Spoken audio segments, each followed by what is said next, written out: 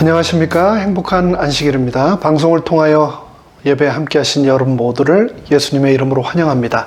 지난 한 주도 건강하고 평안하셨습니까? 코로나 바이러스와의 전쟁의 국면이 세계 곳곳마다 다르게 일어나며 각기 다양한 전망들을 내어놓고 있습니다. 지난주 유럽과 남미, 특히 브라질은 확진자와 사망자 수치가 최고를 갱신하며 총체적 위기 사태에 직면해 있습니다. 3차 대유행으로 병원, 응급실, 그리고 묘지까지 수용 능력을 넘어 제 기능을 발휘하지 못하며 국가마비 사태에 이르고 있습니다. 그에 반해 이곳 캘리포니아는 미국 전역 중에서도 가장 많은 백신 보급률을 자랑하며 급속도로 안정을 취해가고 있는데요.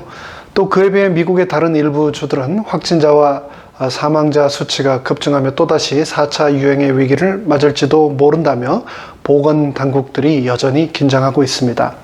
바이러스를 극복하기 위하여 우리의 카운티 정부, 주정부, 그리고 연방정부 CDC는 연합하여 총력전을 치르고 있습니다. 간절히 바라기는 이 노력이 꼭 열매를 맺게 되기 바랍니다. 그런데 눈에 보이지 않는 바이러스와의 전쟁도 이렇게 치열하지만 우리가 사는 이 세상, 이 physical world, 물리적 세상에서도 전쟁은 여전히 심각한 문제입니다. 인류 역사 이래로 이 세상은 가장 많은 내전과 국가 간 분쟁으로 몸살을 앓고 있습니다. 그래서 그 전쟁을 위해서, 그리고 또 그 전쟁을 막기 위해서 모든 나라들은 각기 다 자기들만의 군대를 가지고 있습니다. 그리고 막강한 무기들과 잘 훈련되어 기계처럼 움직이는 군인들로 강력한 군대를 가지려고 혼신의 노력을 다하고 있습니다. 그것을 위하여 우리가 상상도 할 수 없을 만큼 엄청난 재정을 모든 나라들이 쏟아붓고 있지요. 하나님은 우리들에게 우리의 인생도 마치 그와 같아야 한다라고 말씀하십니다. 그래서 베드로전서 5장 8절과 9절에서는 다음과 같이 말씀합니다. 근심하라, 깨어라. 너희 대적 마귀가 우는 사자같이 두루 다니며 삼킬 자를 찾나니 너희는 믿음을 굳게 하여 저를 대적하라. 베드로전서 5장에서는 우리에게 근신하여 깨어 있으라고 강하게 권면합니다. 세상은 평화를 원하지만 전쟁의 소문은 더 늘어만 갑니다. 2020년이 시작하자마자 터져나온 바이러스와의 전쟁, 그리고 그뿐 아니라 지구온난화와의 전쟁, 그리고 부족 간, 민족 간, 국가 간의 이권에 의한 전쟁 등 불안한 세계 정세와 수많은 위협들이 우리를 위험합니다. 그런데 정말 더 중요한 것은 이 모든 것이 성경 예언의 타임 테이블에 의해서 지구 역사의 마지막을 향해 가는 예견된 사건들이며 이 일들 후에 예수님의 재림이 분명히 그리고 곧 임하실 거라는 겁니다.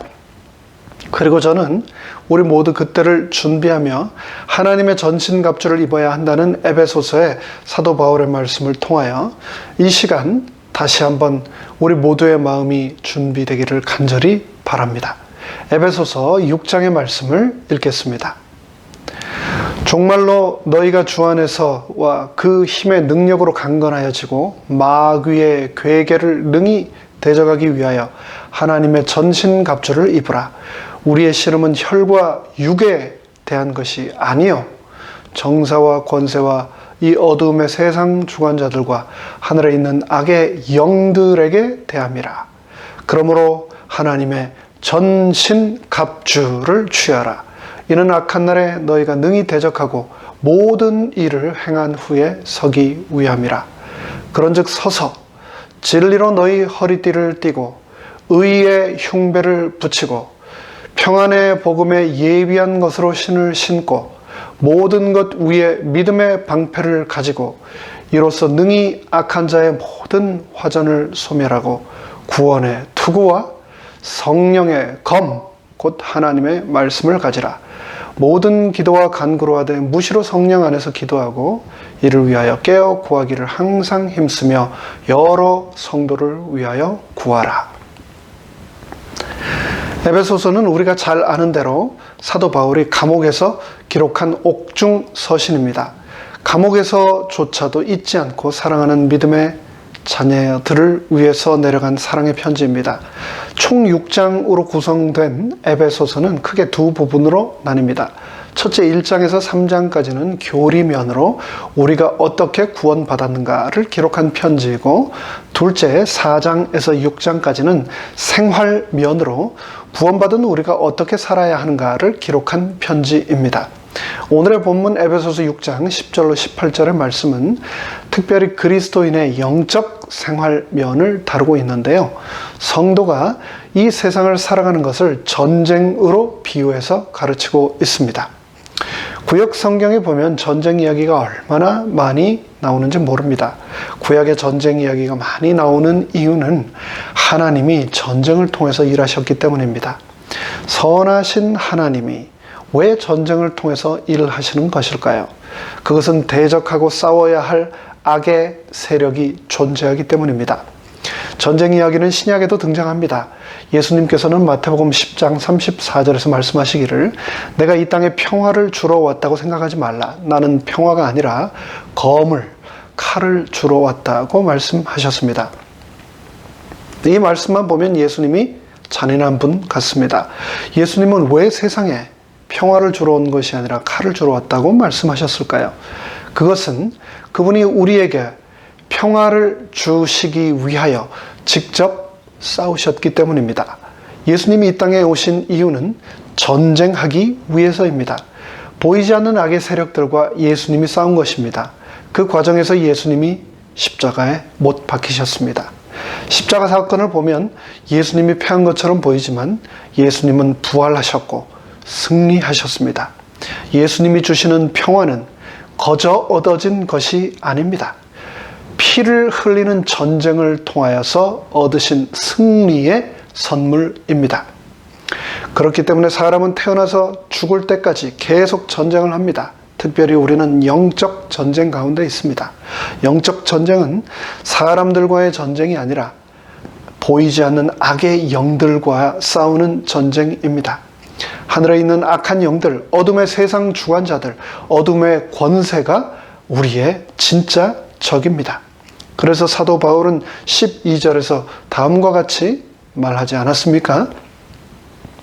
우리의 씨름은 혈과 육에 대한 것이 아니요 이 세상에 있는 소소한 것들, 나와 함께한 주변 사람들, 작은 이익들에 관한 것이 아니요 정사와 권세와 이 어둠의 세상 주관자들, 하늘에 있는 악의 영들, 바로 사탄 마귀에 대한 전쟁이다고 말하고 있습니다. 오늘 본문을 기록한 사도 바울은 여러 번 로마 병사들과 여행을 했고 소송도 당했고 감옥의 투옥도 당했습니다. 이러한 일들을 겪으면서 사도 바울은 로마 군사들이 입고 있던 장비들을 유심히 관찰할 기회가 있었습니다. 사도 바울은 이것을 바탕으로 영적 전쟁에서 개개인이 어떻게 무장해야 하는지를 로마 군사들의 장비를 비유해서 설명했습니다. 고대 로마 제국 시대의 로마군은 말 그대로 천하무적이었습니다. 로마군의 핵심은 중앙에 선 중무장 보병이었는데요. 이들은 60-70cm 길이의 글래디우스라고 하는 이름의 짧은 단검과 2kg 정도의 투창을 주요 무기로 사용했습니다. 몸은 장방형의 대형 방패로 보호하였고 머리와 얼굴을 감싼 투구를 썼습니다. 가슴을 비롯한 상반신에는 로리카 세그멘탈이라고 하는 철제 갑옷을 입었습니다. 로리카라고 하는 단어는 라틴어 성경의 14절에 흉배라는 단어에 사용되었습니다.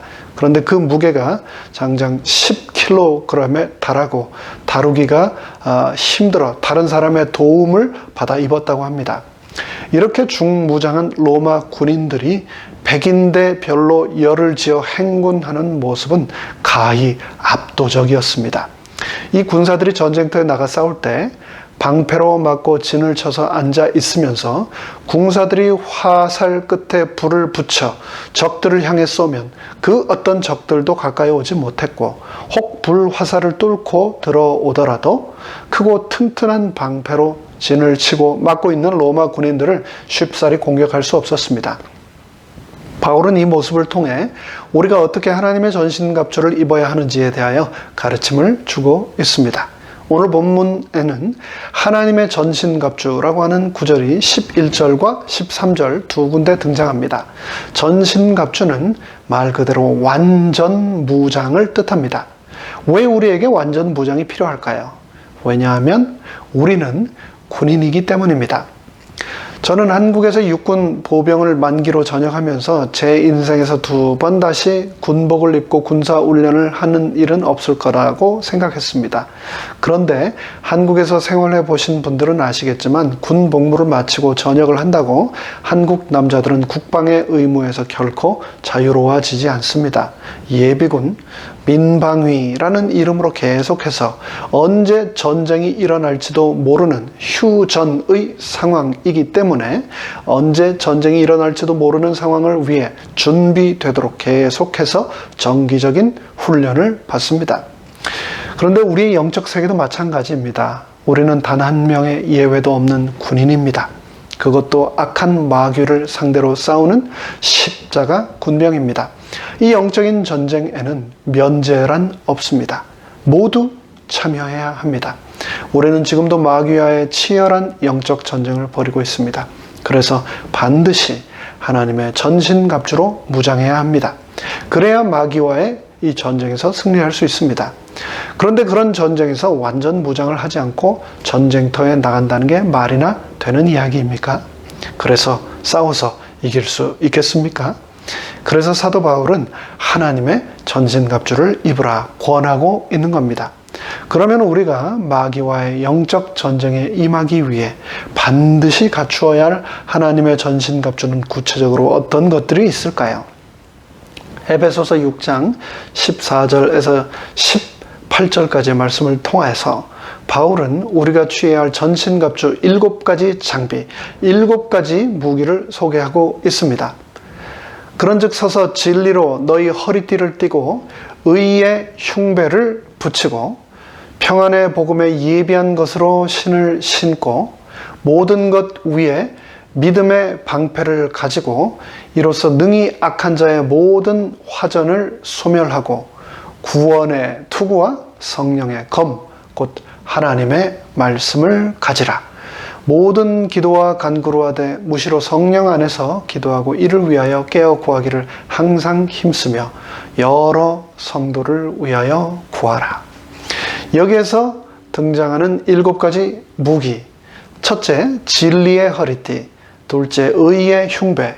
세 번째, 복음의 신. 네 번째, 믿음의 방패. 다섯 번째, 구원의 투구. 여섯 번째, 성령의 검. 마지막 7번째, 기도와 간구라고 하는 전신갑주를 이제 하나씩 살펴보도록 하겠습니다. 첫째, 14절에서는 진리의 허리띠로 띠를 두르라 라고 말하고 있습니다. 하나님의 전신갑주 첫 번째, 바로 진리의 허리띠인데요. 로마 군인들은 허리에 넓은 허리띠를 둘렀습니다. 거기에 여러 종류의 칼을 매달거나 배급 주머니를 매달았습니다. 그리스도인의 허리띠는 그렇다면 과연 무엇일까요? 여기 본문에서 말하는 것처럼 바로 진리의 허리띠입니다. 그렇다면 진리는 과연 누구일까요? 성경은 진리란 바로 예수님 자신이시다 라고 말씀하십니다. 진리가 무엇이냐? 예수님께서 말씀하시기를 내가 곧 길이요 진리요 생명이니 나로 말미암지 않고는 아버지께로 올 자가 없느니라고 요한복음 14장 6절에서 말씀하셨습니다. 본문에서 바울은 진리로 허리띠를 매라고 했습니다. 허리는 중요합니다. 우리 몸의 중심입니다. 힘은 허리에서 나옵니다. 허리를 다치면 힘을 쓰지 못합니다. 그래서 역도 선수들은 허리를 보호하기 위해서 굵은 허리띠를 매고 훈련합니다. 경찰이 범인을 체포하면 허리를 잡습니다. 왜요? 힘을 쓰지 못하고 도망치지 못하기 때문입니다. 진리로 허리띠를 매라고 오늘 본문은 말씀합니다. 이 말은 예수님 중심으로 살라는 말입니다. 권력 중심이 아니고 지식 중심이 아니고 물질 중심이 아니라 예수님 중심으로 살아야만 우리가 세상을 이기고 사단의 권세를 꺾고 승리할 수 있기 때문입니다. 두 번째 하나님의 전신갑주는 바로 의의 흉배입니다. 흉배는 요즘식으로 말하자면 방탄조끼인데요. 왜 흉배로 우리의 가슴을 보호해야 할까요? 가슴이 바로 우리 마음의 자리이기 때문입니다. 마음을 잘 지켜야 합니다. 마음이 무너지면 다 무너지기 때문입니다. 그것을 우리의 적인 마귀가 잘 알기 때문에 항상 우리 마음에 상처를 내기 위해 가슴을 노립니다. 그래서 그리스도의 의의 방탄조끼를 입어야 합니다. 마음을 지켜야 합니다. 마음을 잘 보호해야 나의 존재가 무너지지 않습니다. 죄인인 나를 의롭다 하신 그리스도의 의가 내 마음을 지켜주실 수 있다는 것을 기억합시다. 내 마음을 지키는 일, 내 가슴을 보호하는 일, 의의 흉배를 입는 일은 신앙생활에서 굉장히 중요합니다. 그래서 잠언 4장은 무릇 지킬 만한 것보다 더욱 너의 마음을 지키라. 생명의 근원이 이에서 남이다 라고 말씀하였습니다. 하나님의 전신갑주 세 번째 장비는 바로 신발입니다. 평안에 복음에 예비한 것으로 신을 신으라고 말했는데요. 아무리 허리띠를 잘 매고 아무리 튼튼한 방탄조끼를 입었다 할지라도 신발이 부실해서 미끄러지거나 제대로 뛸 수 없는 상태에 있다면 그런 군인은 절대 제대로 전투에 임할 수 없습니다. 그런 의미에서 전투에 임하는 군사가 신는 신발은 굉장히 중요합니다. 신발은 기동성을 의미합니다. 신을 신는다는 의미는 기회가 될 때면 언제든지 움직일 수 있어야 한다는 말입니다. 영적 전쟁의 승리는 생명의 복음을 전하는 데 있습니다. 이사야 52장 7절에서는 복음을 들고 산을 넘는 자들의 발이 아름답다라고 말했습니다. 우리가 복음을 받았으면 그것을 신고 다니며 전파하고 그 복음의 뜻에 순종하며 살게 되시기 바랍니다. 하나님의 전신갑주 네 번째는 믿음의 방패입니다. 로마 군인들에게는 두 가지 방패가 있었습니다. 하나는 손에 붙여서 사용하는 작은 방패였고 또 하나는 문짝만한 크기의 큰 방패였습니다. 당시에는 불화살을 많이 사용했기 때문에 쏟아지는 불화살을 막으려면 큰 방패가 필요했습니다. 방패와 방패를 연결해서 그 뒤에 병사들이 숨었습니다. 16절에서는 우리에게 믿음의 방패가 필요하다고 말하고 있습니다. 왜 믿음의 방패가 필요할까요? 모든 것 위에 믿음의 방패를 가지고 이로써 능히 악한 자의 모든 화전, 불화살을 소멸하라고 말하고 있습니다. 사탄의 불화살. 사탄의 불화살은 정말 무섭습니다. 사탄은 항상 백발백중시키기 때문입니다. 우리의 약점을 나보다도 더 정확하게 알고 그 약점을 향하여 정확하게 겨냥해서 그 불화살을 쏘면 명중됩니다. 그 불화살을 맞으면 누구나 비틀거리고 쓰러지게 되어 있습니다. 불화살에는 종류도 많습니다. 의심의 불화살, 질투의 불화살, 좌절의 불화살, 원망의 불화살.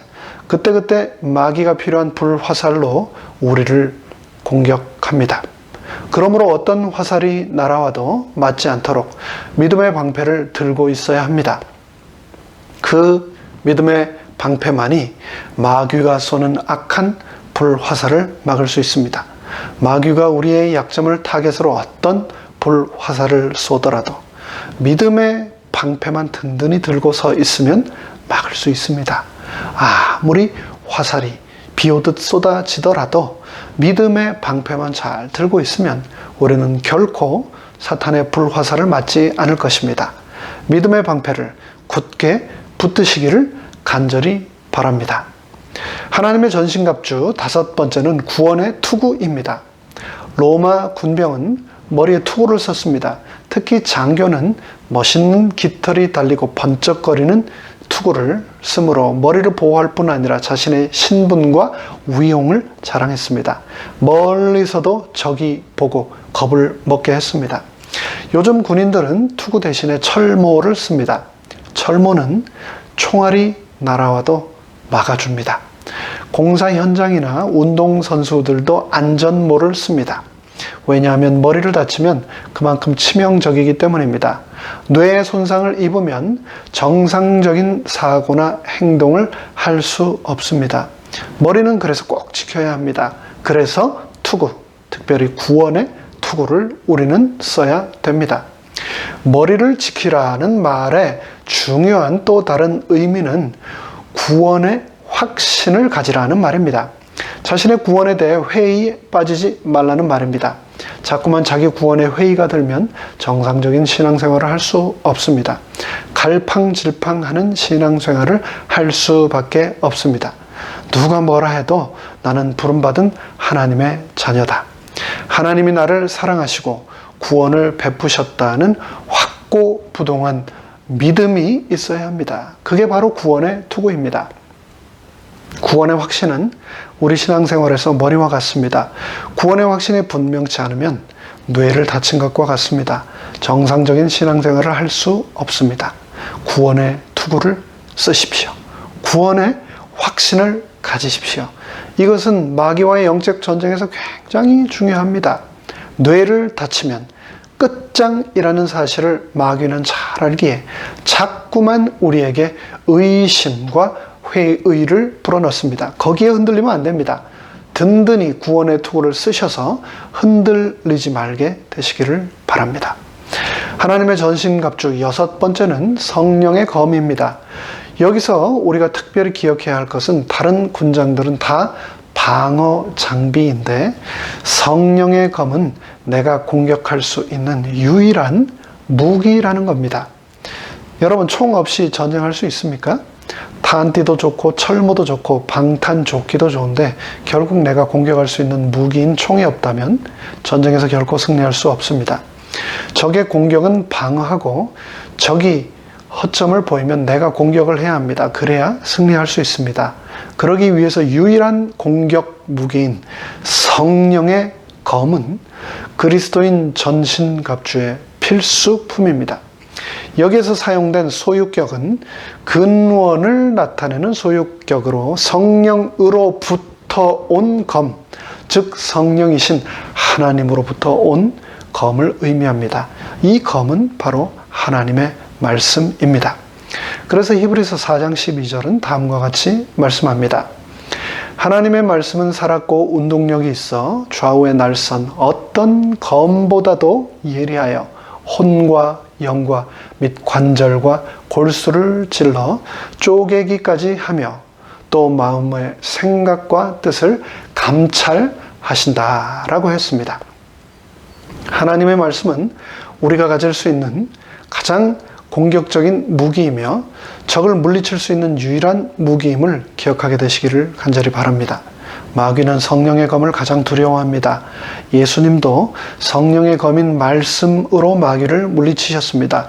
여러분, 우리도 하나님의 말씀으로 무장하고 살아가야 한다는 것을 꼭 기억합시다.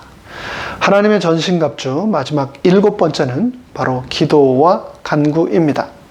여태까지 소개한 6가지 무기보다 가장 최고로 강력한 무기를 사도 바울은 바로 마지막 7번째로 소개하고 있습니다. 바로 기도입니다. 기도는 전쟁에 있어서 통신과도 같습니다. 우리는 기도를 통해서 하나님과 연결될 수 있습니다.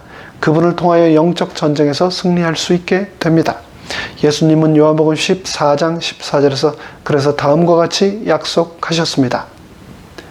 내 이름으로 무엇이든지 나에게 구하면 내가 분명히 시행하리라. 사랑하는 성도 여러분, 캘리포니아 정부와 LA 정부 또 오렌지 카운티 정부는 이제 코로나와의 전쟁이 곧 종식될 것이며 우리는 승리할 것이라고 기대하며 설레어 있습니다. 하지만 코비드-19과의 전쟁은 혹 종식될지라도 우리는 계속 되어질 끊임없는 코비드-21, 코비드-22, 코비드-23뿐 아니라 온난화와의 전쟁, 헤이트 크라임과의 전쟁, 빈곤과의 전쟁, 그리고 민족 국가 간의 전쟁, 그리고 무엇보다도 더 치열한 세속화와의 전쟁, 무신론과 진화론과의 전쟁, 이기주의와의 전쟁, 그리고 사탄과의 이 시대의 마지막 대쟁투라고 하는 영적인 전쟁을 계속해서 치열하게 치를 것입니다. 앞으로 우리 앞에 꽃길만 남은 것이 아니라 이제부터 시작이라는 것을 기억하시기 바랍니다. 이 마귀와의 싸움, 영적인 전쟁에서 살아남고 마귀를 제압하기 위하여 우리에게는 하나님의 전신갑주가 필요합니다. 그런데 이 전쟁을 앞둔 우리에게 사도 요한은 요한일서 4장 4절에서 다음과 같이 말합니다. 자녀들아, 너희는 하나님께 속하였고 또 그들을 이기었나니 이는 너희 안에 계신 이가 세상에 있는 자보다 크심이라. 이는 너의 안에 계신 바로 그분이 세상에 있는 그 누구보다도 가장 크시니라. 그렇습니다. 우리는 이미 승리가 보장된 전쟁을 하고 있다고 말씀하십니다. 사도 바울은 로마서 8장 35절로 36절에 또 다음과 같이 말했습니다. 누가 우리를 그리스도의 사랑에서 끊으리요? 환난이나 곤고나 핍박이나 기근이나 적신이나 위협이나 칼이랴. 기록된 바 우리가 종일 주를 위하여 죽임을 당케 되며 도살할 양같이 여김을 받았으나 함과 같으니라. 환난, 곤고, 박해, 기근, 적신, 그리고 위험, 칼, 이렇게 수많은 사단의 무기들이 우리를 도살할 양같이 만들고 우리의 생명을 위협할 것이라고 말합니다. 그러나 이 구절은 여기서 멈추지 않습니다. 이어지는 37, 38, 39절은 다음과 같이 말씀합니다. 그러나 이 모든 일에 우리를 사랑하시는 이로 말미암아 우리가 넉넉히 이기느니라. 우리는 분명히 이기느니라. 내가 확신하노니 사망이나 생명이나 천사들이나 권세자들이나 현재 일이나 장래 일이나 능력이나 높음이나 깊음이나 다른 아무 피조물이라도 우리를 우리 주 그리스도 예수 안에 있는 하나님의 사랑에서 끊을 수 없느니라 라고 말씀하셨습니다. 하나님은 팬데믹 이후에 우리에게 다가오는 미래 박해가 없을 것이라고 약속하지 않으셨습니다. 대신 하나님은 그런 박해 속에서도 그 박해를 내가 이겨 나갈 수 있도록 내 곁에서 나를 지켜주시겠다고, 나와 동행하시겠다고, 내 기도를 응답하시겠다고 약속하셨습니다. 그 박해 속에서 우리를 사랑하시는 이로 말미암아 우리가 넉넉히 이길 것이라고 약속하셨습니다. 나는 연약한 존재입니다. 우리는 마귀 앞에서 한없이 연약한 존재입니다. 마귀를 대적할 힘이 없습니다. 하지만 예수님이 함께 하시면, 예수님이 내 안에 계시면 우리는 승리할 수 있습니다. 이것이 바로 바울 신학의 핵심이며 그가 한 모든 설교의 핵심입니다. 바울은 자신의 서신에서 무려 150번이나 in Christ, 주 안에서라고 하는 말을 끊임없이 반복하며 강조했습니다. 왜냐하면 바로 주 안에 은혜가 있기 때문입니다. 바로 주 안에 생명이 있기 때문입니다. In Christ, 그리스도 안에만 승리가 있기 때문입니다. 주 예수 안에 영생이 있기 때문입니다. 주 안에서 항상 기뻐하라. 내가 다시 말하노니 기뻐하라. 전쟁은 이제 시작입니다. 주 안에서 사심으로 생명과 기쁨이 넘치게 될 뿐 아니라 영적인 전쟁에서 꼭 승리하는 우리 모두가 되기를 간절히 바라며 말씀을 마칩니다. 하늘에 계신 저희들의 아버지 하나님, 이 사탄과의 마지막 대쟁투 가운데서 우리가 in Christ, 언제나 우리 주님 안에 거함으로 내 안에 은혜가 넘치게 하시고 내 안에 생명이 있게 하시고 내 안에 승리의 확신이 있게 하여 주시옵소서. 그래서 우리 예수님 때문에 항상 내가 기쁘고 더욱 감사하는 확신에 찬 삶 살아갈 수 있도록 은혜 베풀어 주시옵소서. 모든 말씀 예수님의 이름으로 간절히 축원하옵나이다. 아멘.